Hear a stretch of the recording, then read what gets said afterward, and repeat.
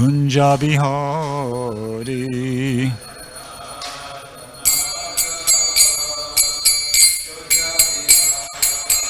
Jaya Radha Madhava Kunja Bihari.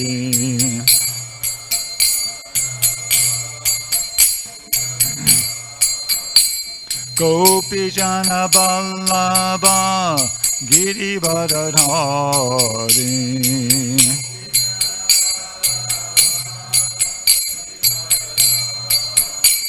Gopi Jana Vallabha Girivardhari.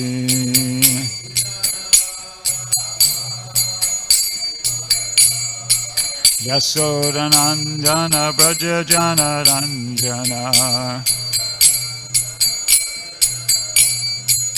Yasodanandana Brajajana Ranjana. Yamuna Tiravanachari.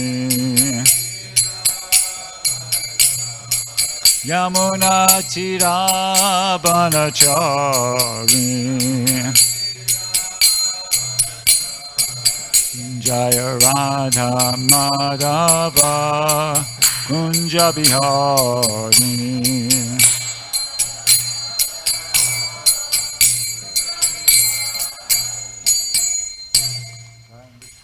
Paramahansa Paravajakacharya Stotaras at the Sri Shrimada's Divine Grace, A.C. Bhaktivedanta Swami Srila Prabhupada Ki Jai. ISKCON BBT Founder Acharya Srila Prabhupada Ki Jai. Jayam Vishnupad Paramahansa Paravajakacharya Stotaras at the Sri Shrimada's Divine Grace, Bhaktivedanta Saraswati Goswami Maharaja Ki Jai. Ananta Guru Vaishnavrinda Ki Jai. Namacharya Haridas Thakur Ki Jai. Prem se kaho Shri Krishna Chaitanya Prabhu Nityananda Shri Advaita Gadadhar Shri Vasari Gaura Bhakta Vrinda Ki Jai. Shri Shri Radha Krishna Gopinath Shamakunda Radhakunda Giri Gopadan Ki Jai. Vrindavan Dham Ki Jai. Navadip Mayapur Dham Ki Jai. Ganga Jamuna Mai Ki Jai. Tulasi Devi Maharani Ki Jai. Bhakti Devi Ki Jai. Samaveda Bhakta Vrinda Ki Jai. All glories to the assembled devotees. All glories to the assembled devotees. All glories to the assembled devotees. All glories to Sri Sri Guru and Gauranga. All glories to Srila Prabhupada. Om Namo Bhagavate Vasudevaya.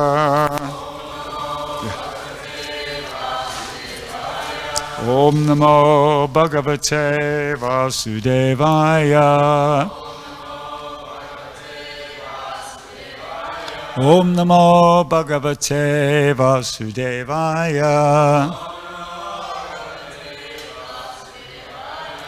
So reading from Srimad Bhagavatam, 3rd Canto, 15th chapter, text 50. Praduscha karta yadidam puruhuta rupam.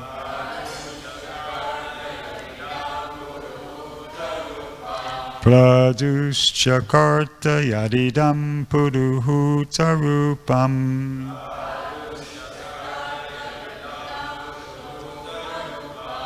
Tenesha nivritim avapur alam drishona.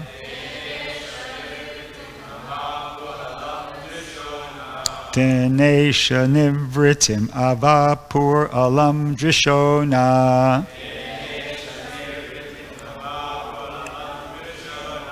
Tasma idam bhagavate nama id vidhema. Tasma idam bhagavate nama id vidhema.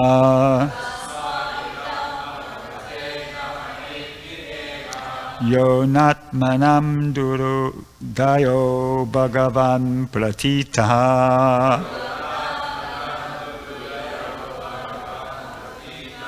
Yo natmanam durudayo bhagavan pratitaha.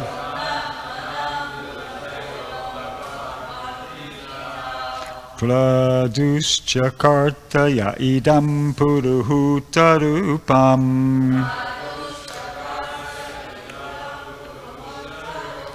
Tenesha nivritim avapur alam drishona.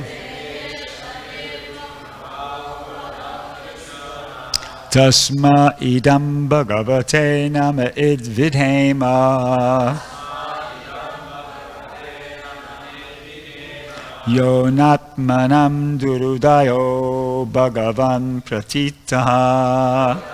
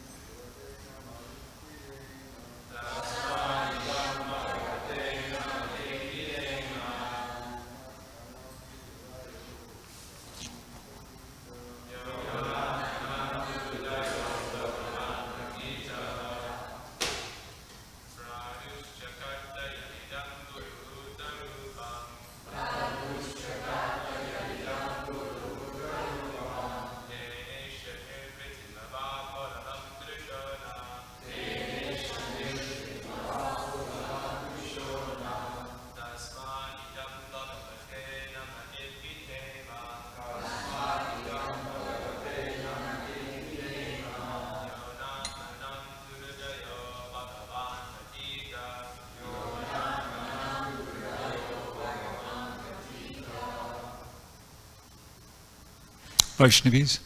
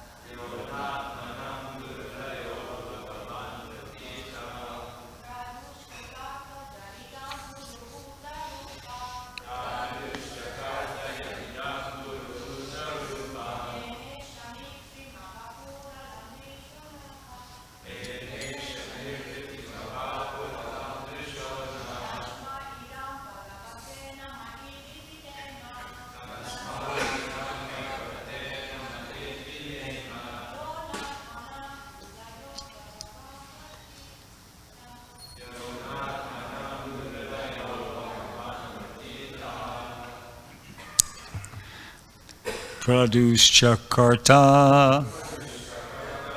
You have manifested. Yat, which. Idam, this. Puruhuta, O greatly worshipped. Rupam, eternal form. Tena, by that form. Isha, O Lord. Nivritim, satisfaction. Avapu, obtain. Alam, so much. Drisha, vision. Na, hour. Tasmai, unto him. Idam, this. Bhagavate, unto the Supreme Personality of Godhead. Namaha, obeisances. It only. Videma, let us offer. Ya, who? Anatmanam, of those who are less intelligent. Durudaya, cannot be seen. Bhagavan, the Supreme Personality of Godhead. Pratitaha, has been seen by us. Translation and purport by His Divine Grace, A.C. Bhaktivedanta Swami, Srila Prabhupada. O Lord, Four Kumaras speaking, O Lord, we therefore offer our respectful obeisances unto your eternal form as the personality of Godhead, which you have so kindly manifested before us. Your supreme, eternal form cannot be seen by unfortunate, less intelligent persons, but we are so much satisfied in our mind and vision to see it. Srila Prabhupada's purport. Four Kumaras. Yep. The four sages were impersonalists in the beginning of their spiritual life, but afterwards, by the grace of their father and spiritual master, Brahma, they understood the eternal spiritual form of the Lord and felt completely satisfied. In other words, the transcendentalists who aspire to the impersonal Brahman or localized Paramatma are not fully satisfied and still hanker for more. Even if they are satisfied in their minds, still, transcendentally, their eyes are not satisfied. But as soon as such persons come to realize the Supreme Personality of Godhead, they are satisfied in all respects. In other words, they become devotees and want to see the form of the Lord continually. It is confirmed in the Brahma Samhita that one who has developed transcendental love of Krishna by smearing his eyes with the ointment of love sees constantly the eternal form of the Lord. The particular word used in this connection is anatmanam.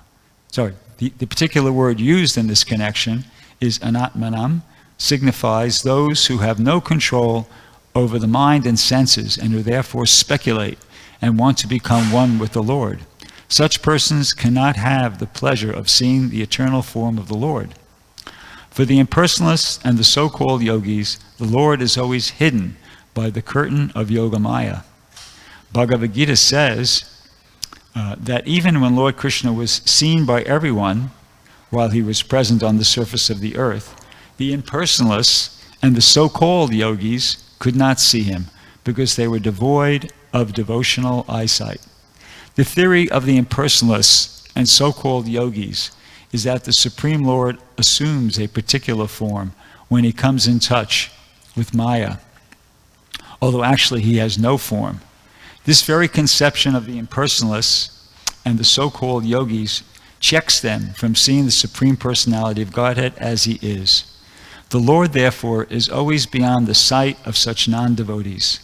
The four sages felt so much obliged to the Lord that they offered their respectful obeisances unto him again and again.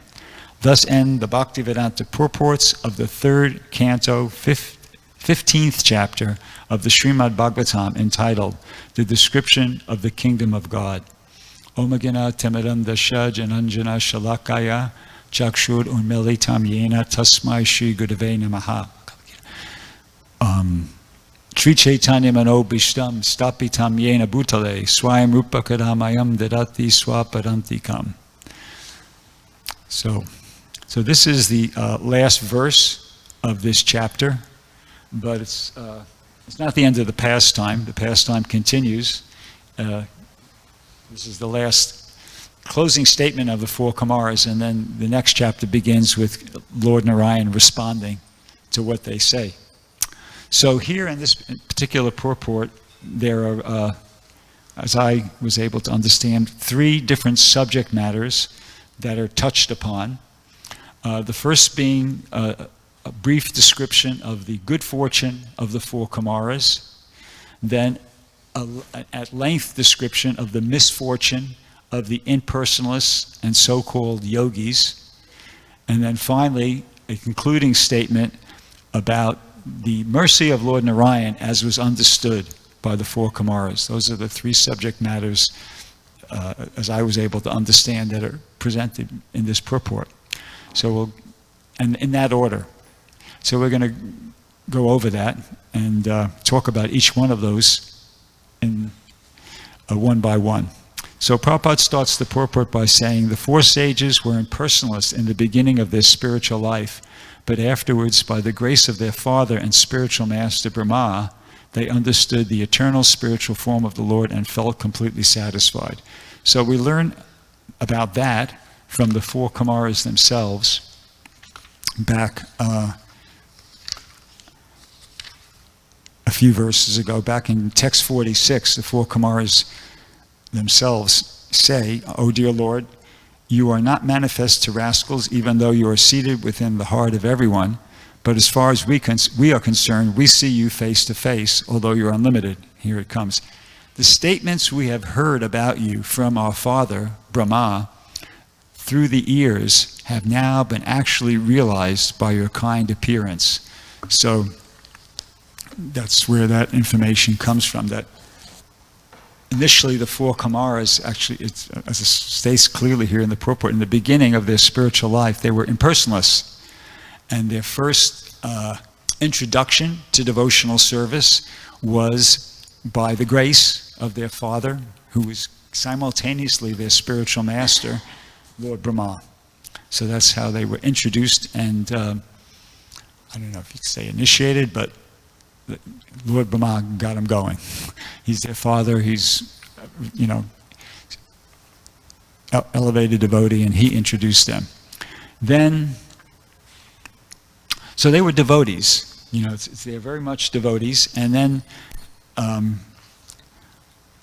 that enables us to understand what they were doing in Vaikuntha, because initially they were impersonalists. Impersonalists don't have any interest in their personal form of the Lord of Vaikuntha, but they, by the mercy and the grace of Lord Brahma, their father and spiritual master, they had become devotees, and they traveled to Vaikuntha. Back in text 26,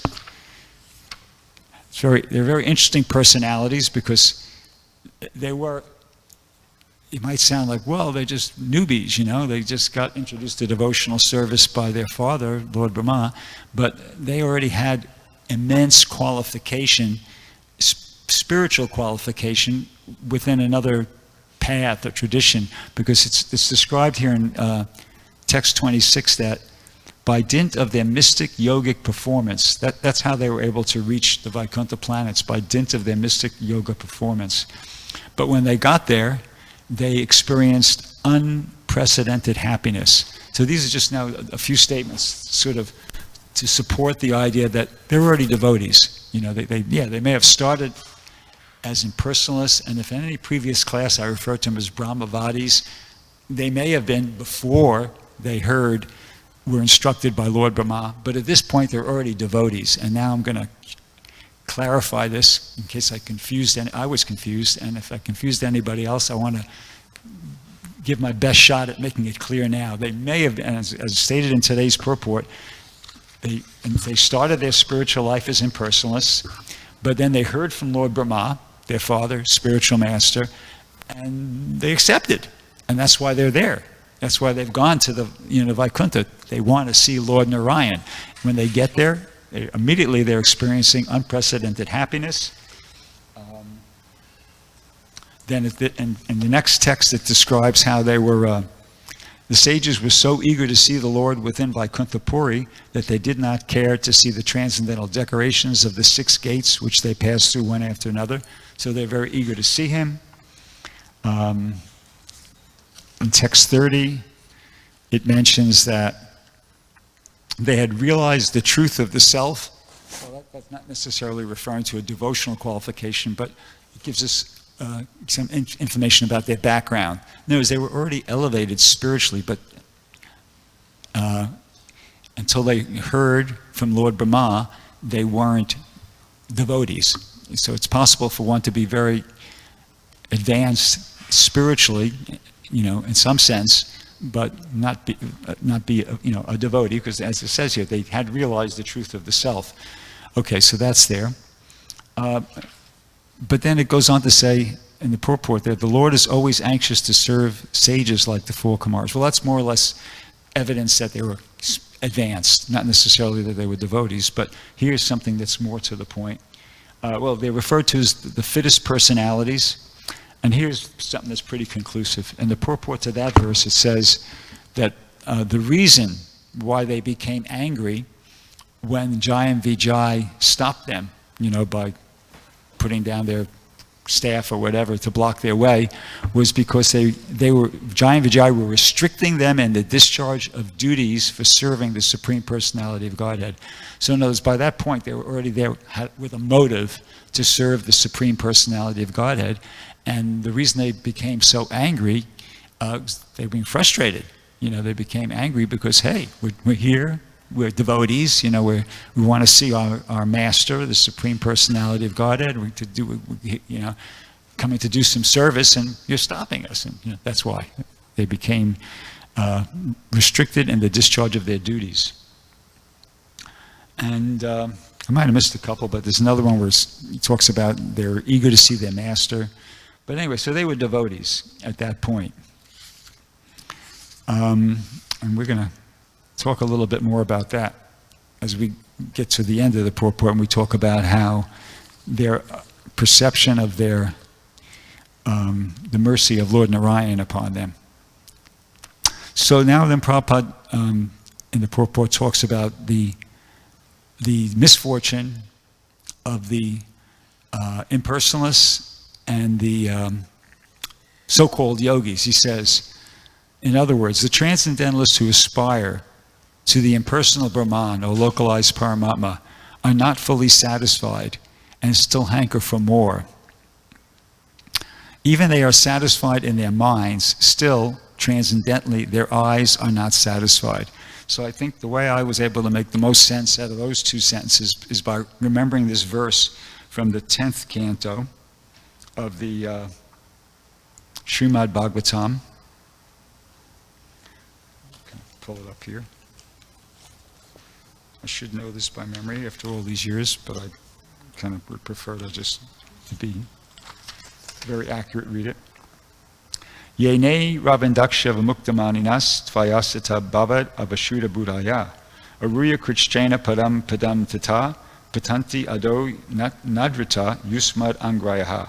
So the translation to that is, it says, this is Lord Brahma speaking. He says, O lotus-eyed Lord, although non-devotees accept severe austerities and penances to achieve the highest position, they may think, and they think themselves liberated, their intelligence is impure.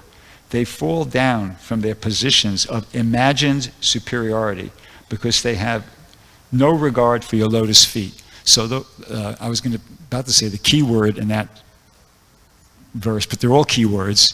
But the key word that I'd like to draw everybody's attention to is imagined. And I think that's what Prabhupada's referring to here. They have imagined superiority. So, there's a sense in which in their mind they're thinking like, yeah, we're really doing great, But it's imagined superiority. Because Prabhupada goes on to say,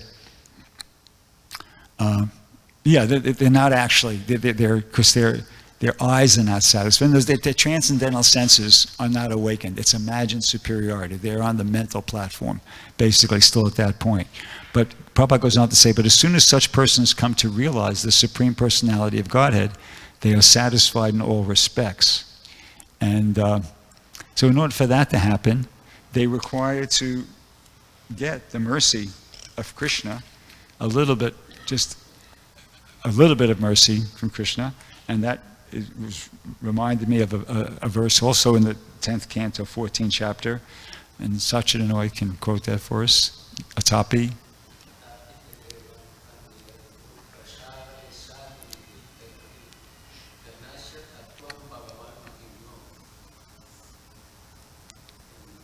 Nachanya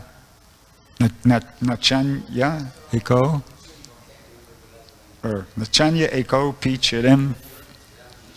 Yeah. Do you know the translation?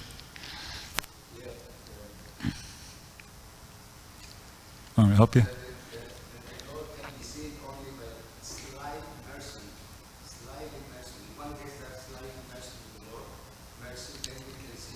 Yeah.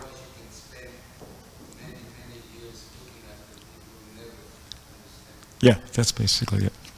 So then Prabhupada goes on to say in the purport here, he says, it is confirmed in the Brahma Samhita that one who has developed transcendental love of Krishna by smearing his eyes with the ointment of love sees constantly the eternal form of the Lord.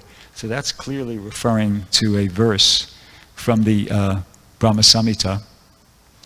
Well, it says in the Brahma Samhita. So does anybody who's been a devotee 20 years or less know what verse that is and can quote it? I'm sure it's obvious to devotees who've been around for a long time. Give him the first line. Premanjana. Oh, Dira, go ahead.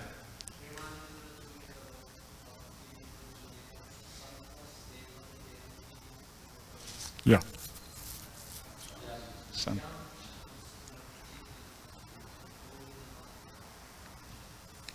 Translation, or you want me to just read the translation? Okay, all right. So, translation to that verse is, which dear Lalita Prabhu correctly quoted, is, I worship Govinda, the primeval Lord, who is Shama Sundar, Krishna himself, with inconceivable, innumerable attributes, whom the pure devotees see, and this is the part that Prabhupada was referring to, the pure devotees see in their heart of hearts with the eye of devotion tinged with the salve of love. So that's, once again, from the Brahma Samhita.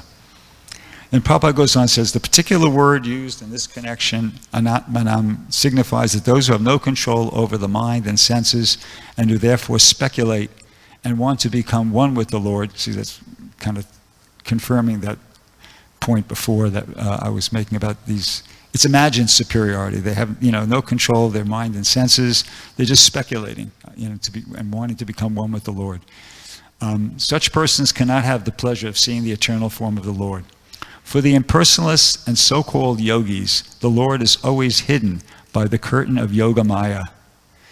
And we're kind of Prabhupada's now. Bhagavad Gita says that even when Lord Krishna was seen by everyone while he was present on the surface of the earth, the impersonalists and so-called yogis could not see him because they were devoid of devotional insight. So Prabhupada refers to the Bhagavad Gita there, and there's 2 verses in the Bhagavad Gita where that's clearly stated. Can anybody tell me what they are? There's 2 verses where that's clearly stated. Huh? I'll read. Okay. Bhagavad Gita says that even when Lord Krishna was seen by everyone while he was present on the surface of the earth, the impersonalists and so-called yogis could not see him because they were devoid of devotional insight. I'll give you a hint, okay?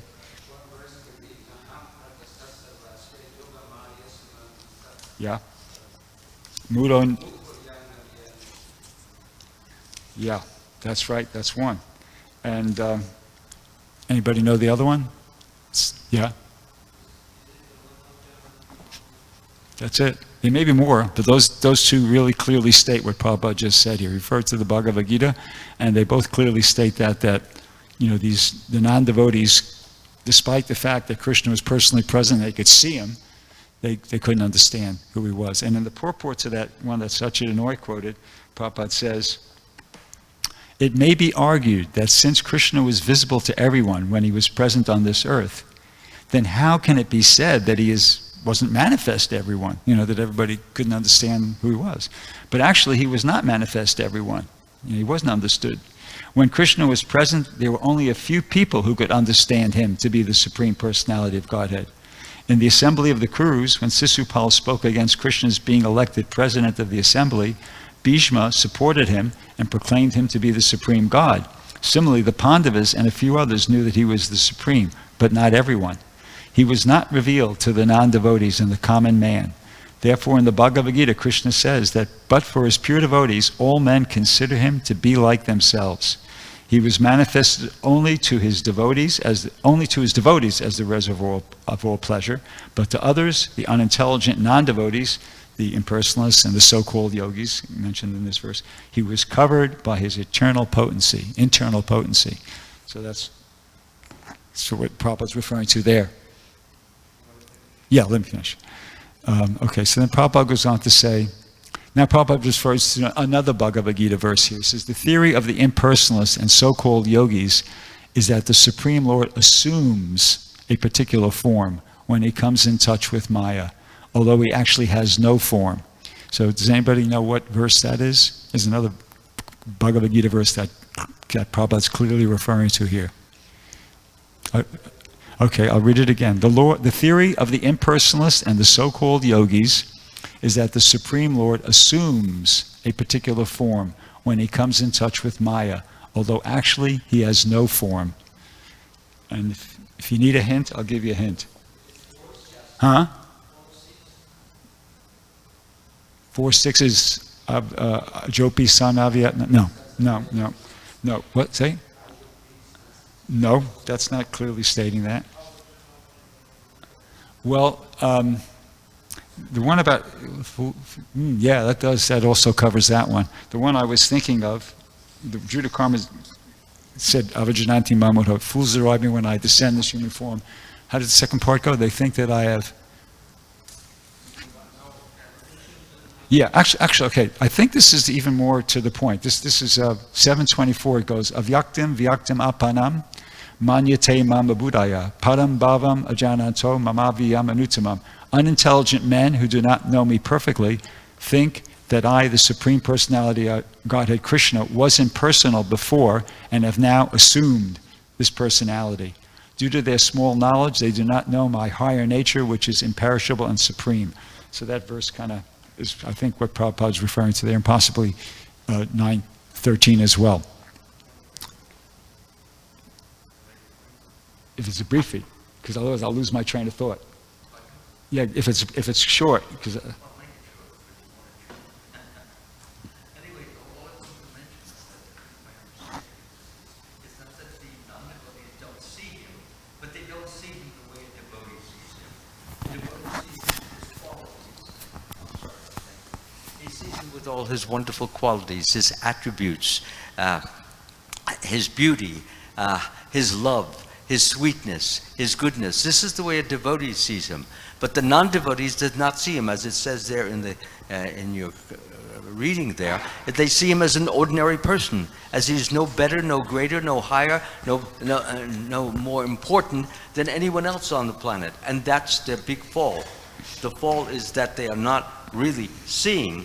They are only appear to be seeing, but it's like a person whose eyes are covered and all they see is an outline and not the real form with all its beauty and all its textures and all its attributes. That's the main point. It's not that they don't have any, they do see, but they don't see what the devotee sees. Yeah. And therefore they'll be treating themselves out of the most wonderful, glorious, amazing portrait that they could have if they would just surrender, if they would submit themselves, if they would realize how great God is and stop thinking that God is just one big infinite light. He is that, but he's much, much more. Okay, thank you for that nice elaboration on that point that I made. I think you elaborated upon it. Okay, thank you. Okay, so then the last part of the purport, it talks about the four Kumaras, the mercy of Lord Narayan on his devotees, and particularly as was understood by the four Kumaras, Prabhupada says, he says, the Lord therefore is always beyond the sight of such, okay, that's referring to the last point.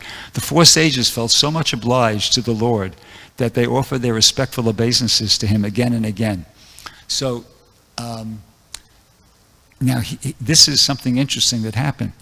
Okay, so the four Kumaras were there, they got stopped by Jai and Vijay, and they cursed them, and then Lord Narayan appeared on the scene, just before while things were still hot. Basically, he got there just to make sure that, as it said, Prabhupada says in one pulpit, that his devotees weren't vanquished forever. So apparently the whole incident, hadn't cooled down yet even. So Lord Narayan appeared on the scene, and at that point, the four Kumaras, they were already devotees. Okay, because they became devotees by the mercy and grace of their father, Lord Brahma. But then when they saw Lord Narayan, they experienced something very amazing, and they became more devotees. They became, by the mercy of Lord Narayan at that point, they became even more advanced. And that's described here in text 43 and 44. It says, when the breeze carrying the aroma of tulasi leaves from the toes of the lotus feet of the personality of Godhead entered the nostrils of those sages, they experienced a change both in body and in mind, even though they were attached to the impersonal Brahman understanding. The Lord's beautiful face appeared to them like the inside of a blue lotus, and the Lord's smile appeared to be a blossoming jasmine flower. After seeing the face of the Lord, the sages were fully satisfied, and when they wanted to see him further, they looked upon the nails of his lotus feet, which resembled rubies. Thus they viewed the Lord's transcendental body again and again, and so they finally achieved meditation on the Lord's personal feature. So this is very interesting because, okay, so definitely they've got the mercy of Lord Narayan here, because, it's being described, they're being taken to a higher level. And what's particularly interesting about it is that after this happened, they had the realization that they had made a mistake. Because in verse 48, we're in 50 is the last one, so just 2 verses ago, what happened is they're apologizing. Actually, no, it's in verse 49, just the previous verse. They realized after they got this mercy for Lord Narayan, they made a mistake by cursing the Jai and Vijay. They say, oh Lord, we pray that you let us be born in any hellish condition of life. And in the purport, Prabhupada says, the four sages now offer their humility to the personality of Godhead because of their having been haughty and cursing the 2 other devotees of the Lord, Jai and Vijay, the 2 doorkeepers who checked them from entering the Vaikuntha planet, were certainly offenders, but as Vaishnavas, referring to the four Kumaras, as Vaishnavas, the 4 sages should not have cursed them in anger. So it's interesting, actually, does it goes on? Yeah, so it's interesting that they, at least to their way of thinking, they made a mistake.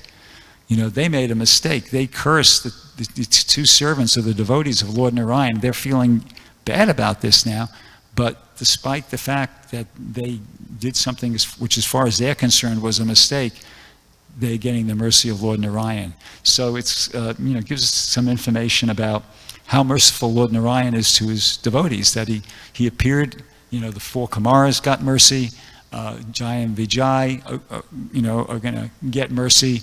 As a result of this pastime, we have the appearance of Prahlad Maharaj, we have the appearance eventually of Lord Nrsingadev. So, it's just kind of indicating about, getting some indication here about the mercy of Lord Narayan. So we usually end classes with a question.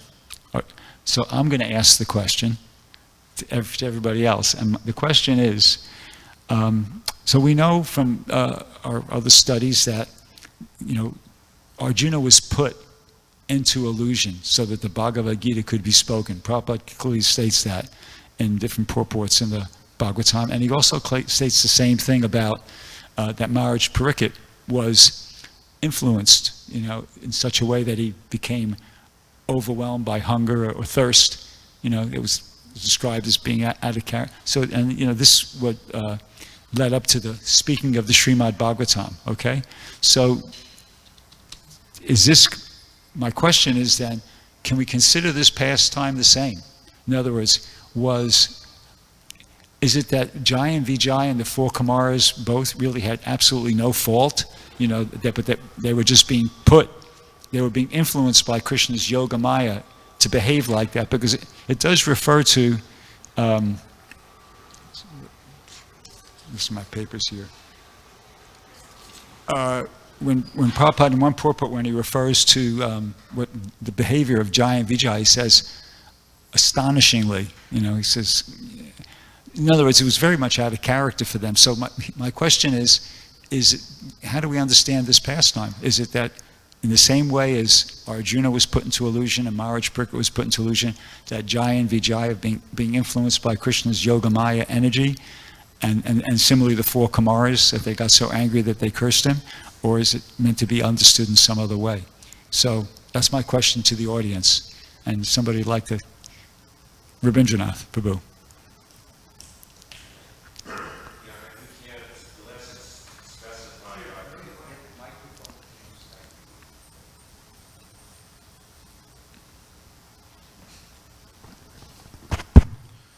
Yeah, unless it's specified by the acharyas, we can't assume anything.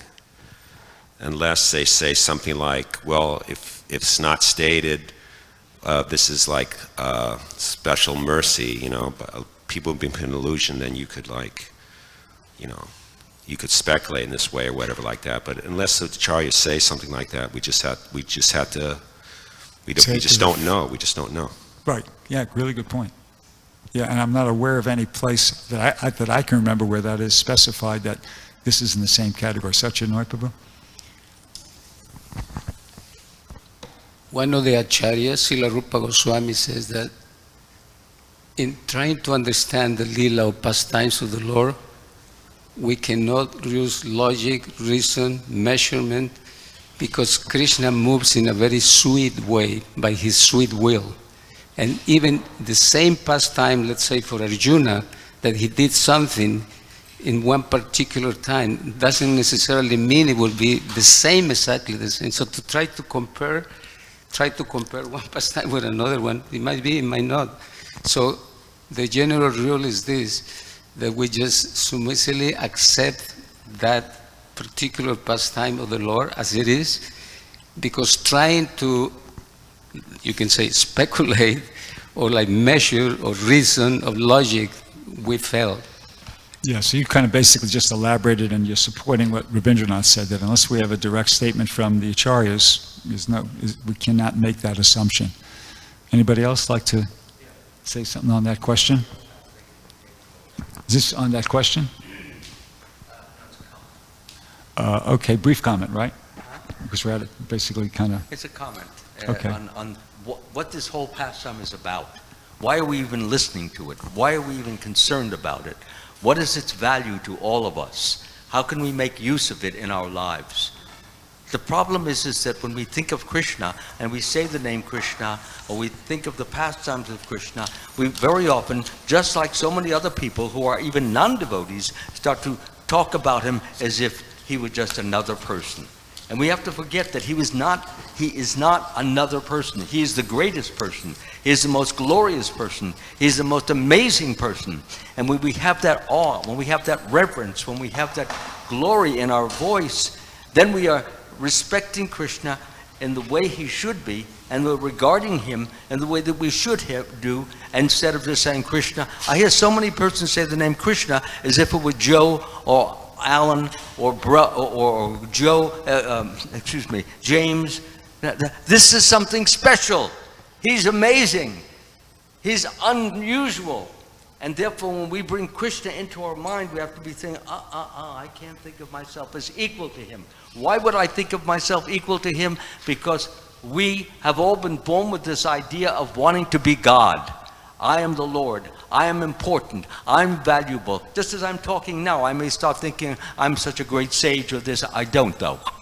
What I'm trying to bring out is our position should be one of smallness, tininess. God is great. He's so great that when I mention his name, all I can do is cower or lower my head and beg his mercy that he will enable me to have a little bit of understanding of him, a little bit of vision of him, so that I can properly and truly appreciate his glory. That's all. Okay, thank you. Grantha Srimad Bhagavatam ki jai, Srila Prabhupada ki jai.